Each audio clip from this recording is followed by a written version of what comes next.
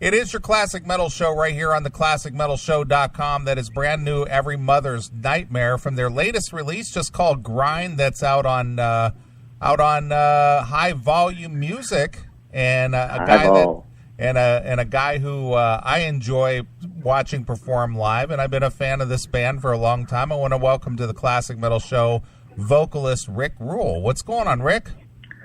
Man, just hanging out in Memphis. Well, Rick, one of the things that I'm always surprised about where Every Mother's Nightmare is concerned, I mean, obviously you guys never rose to the pinnacle of being a major national band. I mean, you had your success with the first two releases, and you did get some airplay, which is where I found out about you. I heard you on the Blitz in Columbus, Ohio, is when I first heard Every Mother's Nightmare. And I think Ronnie Hunter on the Blitz was playing Every Mother's Nightmare way back in the early 90s. Yeah. That's when I heard about you for the first time. And the first time I heard Every Mother's Nightmare, I was a fan and kind of followed you a little bit. But here we are, we're almost 30 years later, and you guys are still out there performing and playing. So what keeps you going?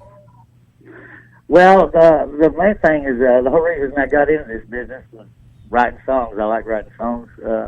I've got to write songs where I go crazy and make the people that I live with go crazy. So, I mean, that's just, I just lucked into a record deal back in the, in the early 90s, and it took me a lot of years to figure out how to work a record deal and what to do with it when I had it, because, back in the day, you had to have a ballad, and then all of a sudden you would have a record deal, and they threw you out to the world, so, just writing songs and playing, man, that's what we do. Sure, absolutely. Well, obviously you just mentioned the ballad, which Love Can Make You Blind. I mean, that was a big one for you, right?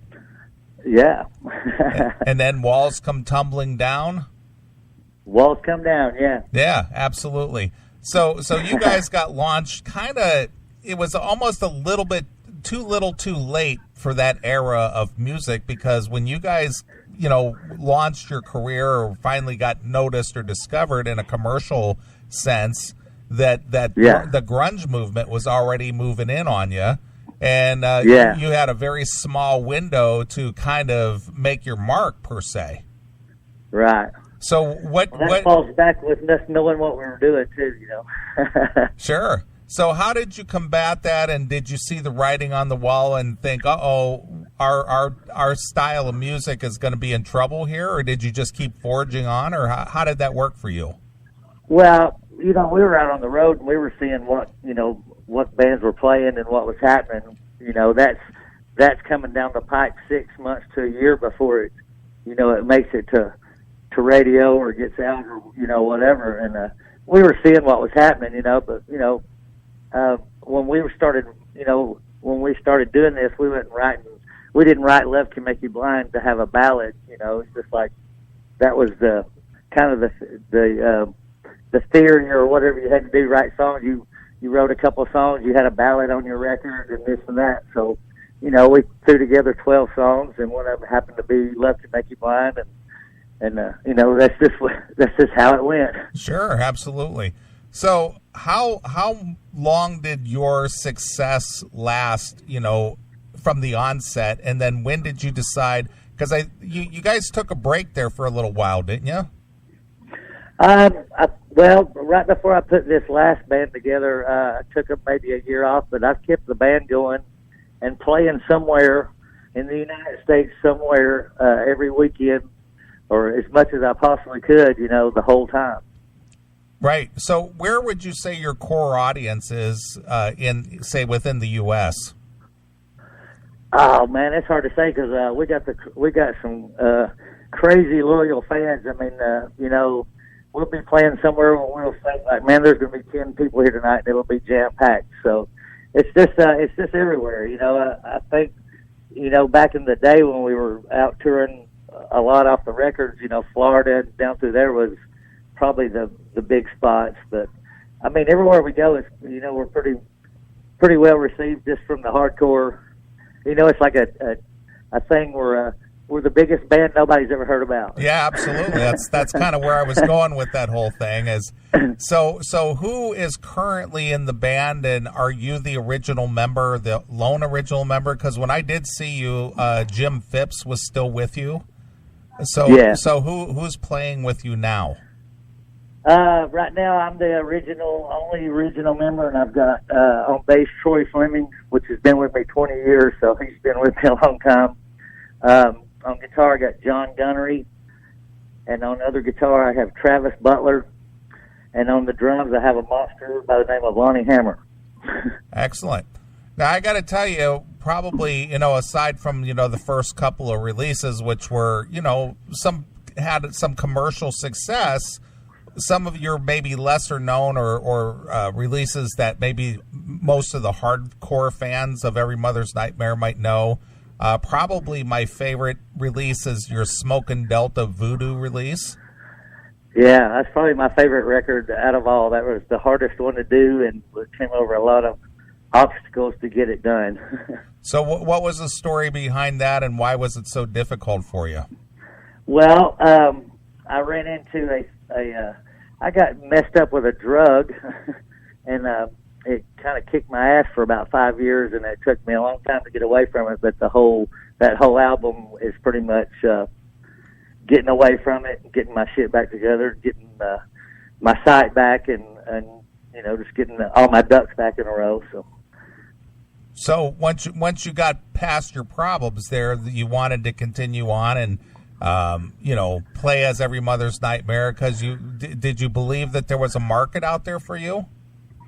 Well, I don't know if there was a market, but I know the songs are honest, and all the songs are honest and true, and that's all I ever want to do is I just write shit I live, and live what I write and play what I live, and that's I think as any songwriter that I enjoy or like, that seems like the way the way they approach things, is be true to what you do, Yeah, absolutely. So now that you guys are out there working, playing clubs, or maybe, being on a package or something, in this day and age, as the record business is, does it make sense to release an entire record? That's a good question. Because a lot of my friends, I got friends in bigger bands right now. My friend Zach, he's in Shinedown, and they do singles every so often or whatever. And I'm just old school. When I ran into Bill Chavis from High Volume, he I did a 5-song EP, and that's what we were just kind of out playing on. And he said, "Man, let's throw some songs on here from do some live songs," and we put a couple of videos on the record, and brought back some old songs and this and that. And I don't know, I'm just old school. I like to throw a bunch out there and see what happens. Sure. Well, where do you think, from a standpoint of being heard, aside from people seeking you out, what is the marketing strategy for marketing a new disc? I mean, commercial radio is kind of a dying medium, and they're certainly not going to take a chance and play anything from a veteran band. And right. Satellite radio started out to be pretty cool, but then that kind of got commercialized, and they're very picky about their playlists. So what is the marketing strategy to get Every Mother's Nightmare heard? Well, here's what our strategy has been. We've been lucky enough to get on some really good big shows, and our strategy is go out and kill live, and then make it as good as we can live, and then hopefully 15% of those people will buy a record, or go listen to it, or just check it out, or whatever, So basically, you're hoping that your live performance will get people to check out the new stuff. Well, yeah, we're going to do as much advertising as we can, but the internet's a kind of a good, it's a beautiful thing, and it's not a beautiful thing. Yeah, but, I agree. It's a double-edged sword. It's a beautiful thing because you can, the old days you got pigeon-toed into whatever was on the radio. You had to be what was on the radio, and the internet gives you so much range. You can just find anything. So, I'm basically just hoping to get out in front of as many people as I can and kick ass and, maybe sell some records. Sure, absolutely. Well, do you depend on any kind of income from a sale of a record, or is that just sort of like a kind of a marketing tool, to say, hey, if we're, thanks for coming out tonight. By the way, we got a new record. Go check it out. I mean, how does that work? Because I know record sales are just in the toilet right now. Yeah. Well, basically, we go out every night, and we take our merch out, and we always take CDs for sale, and we sell at the show. We give away, just whatever it takes to get one in somebody's hands. Sure, absolutely. Well, tell us a little bit about this new CD, Grind. I mean, what stands out about it for you? What are you most proud of? What would you like the fans to take away from it? I think I'm most proud of it that I've made it this long. But I think I'm most proud about is I went with a producer down here in Memphis who's really good, Justin Reimer, and I went to him and I said, I'm old school rock and roll, and he's more of the new school of what's happening these days. So I went with him and showed him what I was doing, and we kind of fused a little bit of what's happening with today's band without, losing everything that we were. We're still a rock band, and we're, just a rock and roll band, but he kind of put the little twist of what's happening today in it. And I'm kind of proud that I stuck it out and made the transition. I thought we did a pretty good, I don't know, you haven't heard it yet, but it's from where I came from, it's a pretty good transition, and I'm pretty proud of that. Just, that I didn't just stay where I was at. Because a lot of, not saying any bad about anybody, but a lot of bands from our era, they'll go out and play, and they're just trying to live off the hit that they had or whatever. And I don't want to do, I want to throw out new songs. This is what we are. This is what we're about. Sure. So when you're playing live, what are your favorite tunes from the Every Mother's Nightmare catalog that you like performing live and don't get tired of? Well, I play, I have to play Love Can Make You Blind and Walls Come Down. We play those every night because I always play the Charlie Daniels Long Haired Country Boy, because that's anywhere we go. If we don't play that, we get mobbed. And I think right now we're playing Closet Down the Hall off the second record, and the rest is we just bombard with new stuff and throw in 4 or 5 songs off the old albums, and it seems to be working right now. Sure. Well, if and when I get an opportunity to come out and see you on the road, I would like to hear you play Push. We play Push. We start out with Push every night. Oh, very cool. Yeah. I like that song a lot. We throw. I try to throw at least one or two, off albums that I know that, that I have heard. That, like I said, the Smoking Delta Voodoo is probably, as far as writing wise, came over a big mountain, and my writing got much better, and I'm real proud of that record. Sure, absolutely.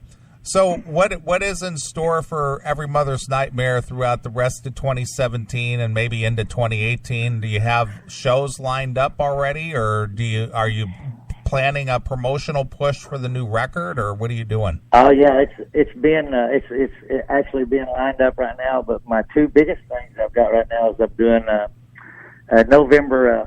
November 4th, I think it is. I'm not for sure. Yeah, November 4th in Detroit. We're opening for Kicks at the I can't even think of the place now. Crud.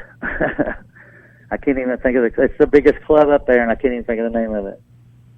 But I'm doing the opening for Kicks, and then we're doing October 28th. We're doing the 40th anniversary for the radio station down here in Memphis with Brett Michaels and Tora Tora and Roxy Blue and a bunch of bands like that. Sure. Now, I think as far as touring bands are concerned, I think what would make a good package tour would be you and Jackal. Oh, yeah, I've known them boys forever. They used to sleep on my floor before they got a record deal. Sure. Yeah. But I think that would be a good fit, wouldn't you? Oh yeah, we just did we did Full Throttle with them summer before last, I think. Well, they're celebrating their 25th anniversary, so on their 25th anniversary, I think Jesse James should say, "Come on, Rick, get your boys in the band and let's go." I'll do it, man. I'll go. I'm sure you will. So where can people find out about Every Mother's Nightmare on the web, and how can they find out where you're at and all that good stuff?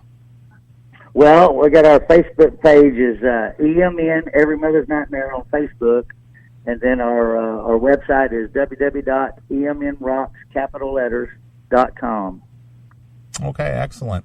Well, Rick, is there anything else you want the fans to know about the new disc or the writing, or where you're at in your career at this point? I just wish just come and see, and it's just rock and roll. Just come and see, and let the cards fall where they may. Sure. Well, let me ask you, Rick. Being that you're the sole original member of the Every Mother's Nightmare that put the band on the map, what makes a band? I mean, is it the singer? Is it the guitarist? Is it the spirit of the original music? What makes a band? I mean, what distinguishes Every Mother's Nightmare today as opposed to, your original lineup of the band? Well, I think, and people think I'm crazy for this, but it takes a long time to find chemistry between 4 or 5 guys that are on the same page, and doing for the same thing. It's all. I tell the guys in my band I live 12 songs at a time. Sure. And that's that's hard to find. That's when I put the new band together, I was really worried about, because I had 2 guitar players in the other band that were really just really great guitar players, and I was like, man, to find guitar players like that and chemistry and everybody gels. And I lucked out. I've done it twice so far. And the first band had it, and the band when I did Delta Voodoo had it, and this band's got it. And God, this is the one. This one has it more than the other 2. Sure. So I think the chemistry and just the chemistry of the all the different personalities working together, I think makes a big difference on what comes out. Absolutely. Now, you don't have to answer this question, but does performing with Every Mother's Nightmare make a living for you, or do you have to do some side work?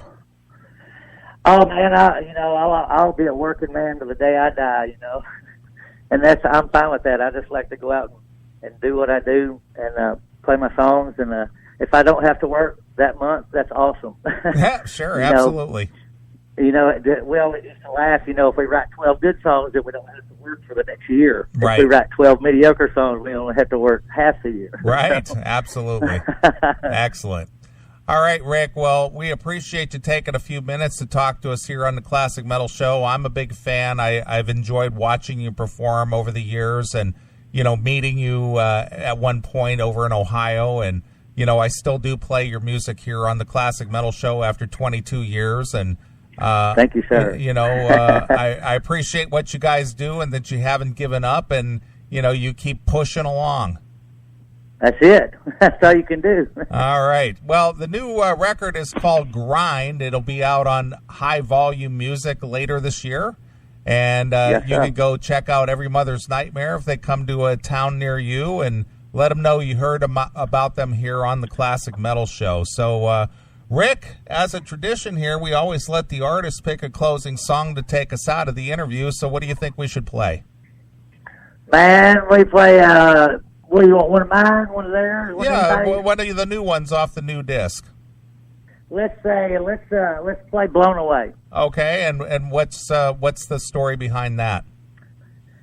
My best friend, John, passed away last year, and everything in the song was stuff we were sitting in his house one day looking out his window talking about just talking about life, and that's what it turned into this song. It's probably my favorite thing that I've wrote in a long time. Excellent. All right, as I said, the new Every Mother's Nightmare disc is called Grind. It's going to be out on High Volume Music, and This is a track from that new disc. This one is called Blown Away, exclusively here on Your Classic Metal Show.